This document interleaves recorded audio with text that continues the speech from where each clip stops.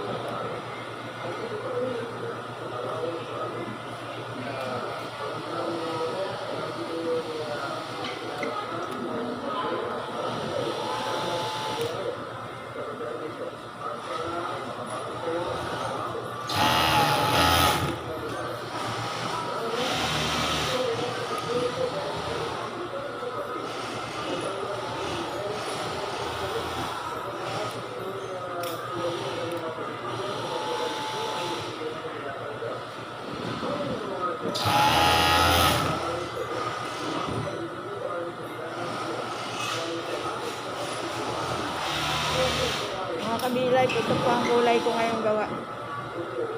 Napakaganda sa mata.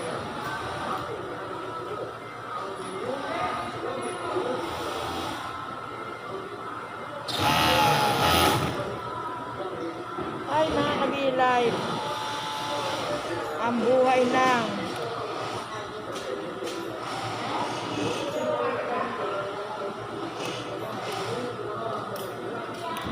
lunch break po namin. Kakain na po ako. Mga kabilay, kakain na po kami.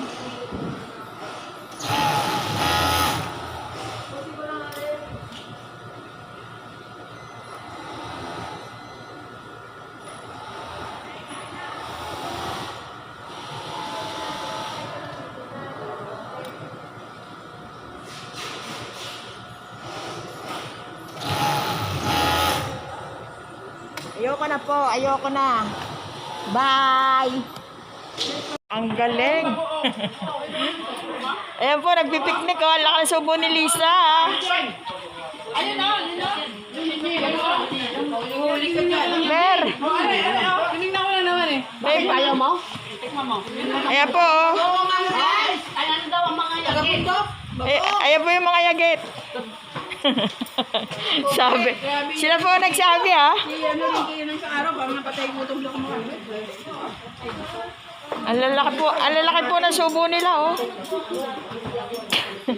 Nasaan na yung akin? Saan na si Mary? Saan yung dalawa ni Ate Hana? Diyos mio. Diyon, amor.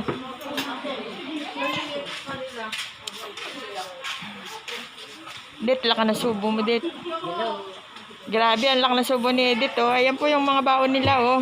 Sarado po ang Saan ba kayo? Bira?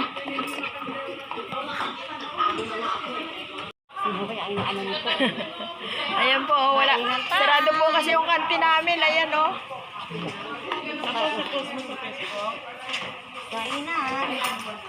Sarado po yung aming, sarado po yung aming kantin. Saray po. Kaway Ray. Kain natin na tayo. Record ba? Record? Hindi naman eh. Record yan. Vlog sa vlog. Yan na. Wala ka, si Buleta.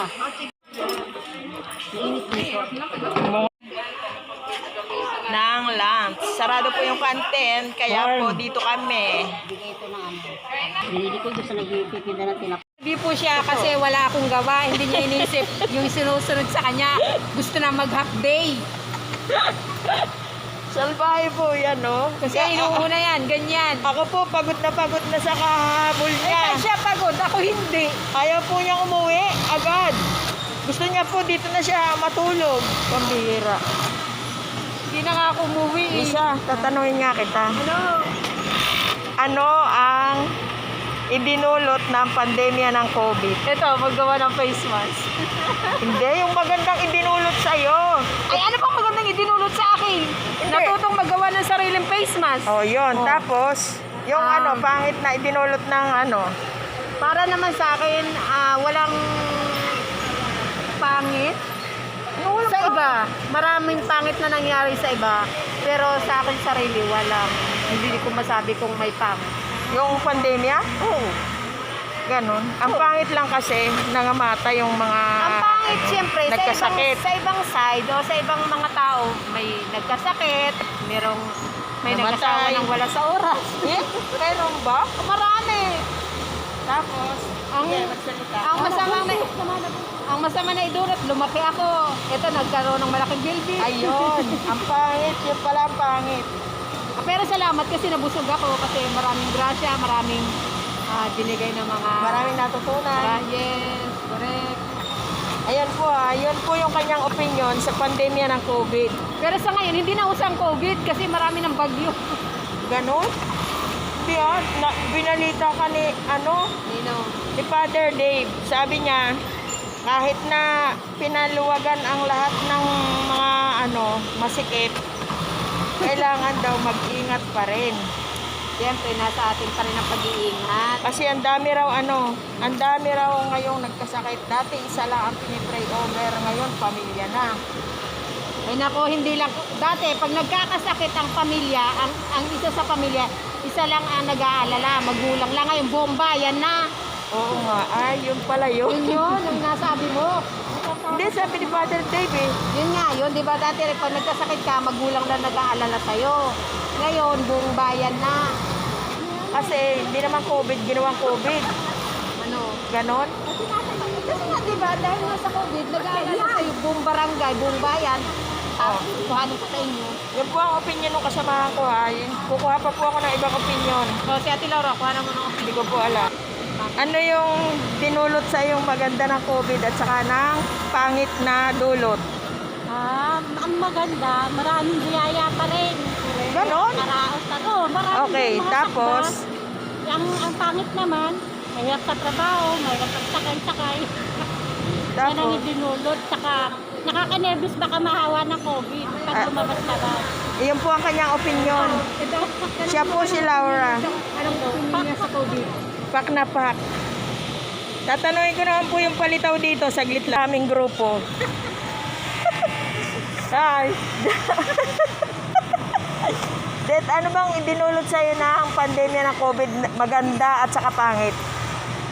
Ang COVID, gawa ng tao lang yan. Tapos? Hindi yun gawa ng kalikasan. Oo nga, ano ang magandang idinulot sa'yo ng Ang COVID? maganda idinulot ng COVID, Nakapahinga ka. nasa bahay ka. Oo. Yung pangit. Kaya lang, ang pangit, wala kang pera. Ayun. Yun po yung opinion niya. Si Edita Oo. Martires po yun. Yun ang Opinion ko. niya po sa COVID yun. Kasi po kinunan ko yung mga kanilang opinion kung anong maganda at pangit na dinulot ng COVID. At ang pangit, itong Ay, ako raw po ang pangit.